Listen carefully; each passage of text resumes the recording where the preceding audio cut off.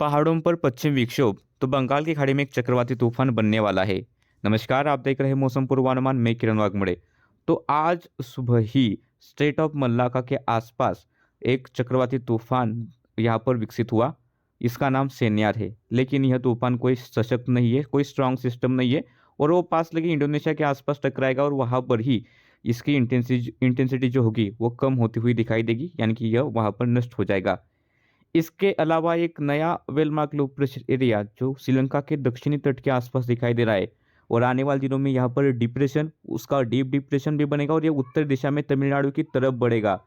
तो इसके कारण एक चक्रवाती तूफान भी यहाँ पर विकसित हो सकता है, और उसका प्रभाव तमिलनाडु के तट में ज़्यादातर इलाकों में देखने को मिलेगा, और उसके बाद आंध्र प्रदेश की तरफ ये सिस्टम बढ़ेगा। तो इसके प्रभाव से आने वाले 2 से 3 दिनों के भीतर तमिलनाडु और आंध्र प्रदेश के कई इलाकों में भीषण बारिश होगी।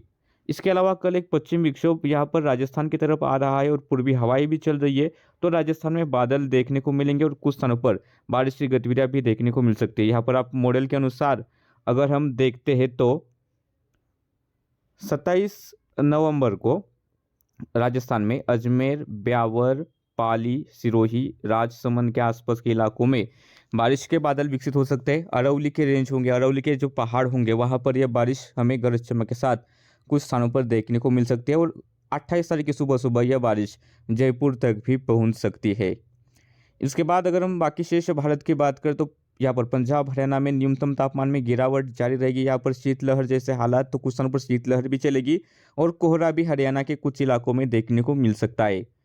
बाकी पश्चिमी यूपी में भी तापमान गिरेंगे, लेकिन मध्य प्रदेश, महाराष्ट्र, गुजरात, छत्तीसगढ़, उड़ीसा और दक्षिणी भारत में कोई न्यूनतम तापमान में गिरावट नहीं होगी। पूर्वी और पूर्वोत्तर भारत में भी न्यूनतम तापमान में गिरावट नहीं है, लेकिन बारिश का भी यहाँ पर अनुमान नहीं है। और कल 27 तारीख को श्रीलंका के आसपास ही भीषण बारिश होगी। तमिलनाडु के तट के आसपास थोड़े बहुत बादल विकसित होंगे, लेकिन ज़्यादा बारिश का अनुमान 27 तारीख को नहीं है। 27 तारीख से लेकर अगर हम 28 तारीख का पूर्वानुमान देखते हैं तो 28 तारीख को जो तमिलनाडु के दक्षिणी तटीय इलाके हैं, लगभग हम कह सकते हैं कराईकल से लेकर रामनाथपुरम के आसपास के इलाकों में मध्यम से तेज बारिश की बौछारें 28 तारीख को देखने को मिलेगी। बाकी तमिलनाडु में थोड़े बहुत बादल छाएंगे, ज़्यादा बारिश का अनुमान नहीं है। राजस्थान में भी 28 तारीख की सुबह के बीच जयपुर के आसपास थोड़े बहुत बूंदाबांदी होगी, ज़्यादा बारिश का अनुमान यहाँ पर नहीं है। और पूर्वी राजस्थान में बादल छाएंगे।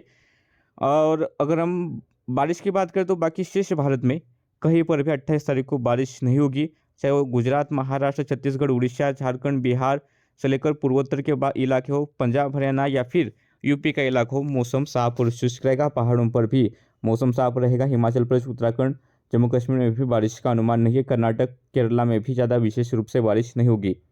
लेकिन 29 तारीख का अगर हम पूर्वानुमान देखते हैं तो जैसे सिस्टम काफ़ी तमिलनाडु के तट के नज़दीक पहुंचेगा तो भीषण बारिश चेन्नई से लेकर यहाँ पर हमें देखने को मिलेगी कुडुलर के आसपास तक, यानी कि चेन्नई, कांचीपुरम, उसके अलावा पुदुचेरी, कराईकल, ये जो काफ़ी जो तटीय इलाके हैं, तंजावर के आसपास के कई इलाके हैं जो तमिलनाडु के तट के आसपास है, वहाँ पर भीषण बारिश होगी।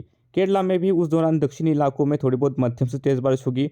बाकी तमिलनाडु में मध्यम बारिश होगी, और खासतौर पर यह बारिश पूर्वी इलाके जो होंगे तमिलनाडु के वहाँ पर देखने को मिलेगी। इसके अलावा दक्षिणी तटीय आंध्र प्रदेश, नेल्लोर के आसपास तेज़ बारिश होगी, और दक्षिणी रायलसीमा में तिरुपति के आसपास भी भीषण बारिश का अनुमान है, तेज़ बारिश होगी।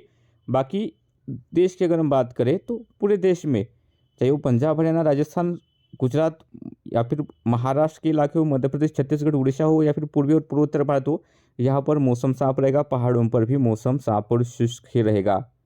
तो देश के इस मौसम बुलेटिन में अभी के लिए इतना ही। ऐसे ही वीडियो देखने हैं तो चैनल को सब्सक्राइब कीजिए और बेल आइकन दबाकर हर अपडेट पर नजर रखें।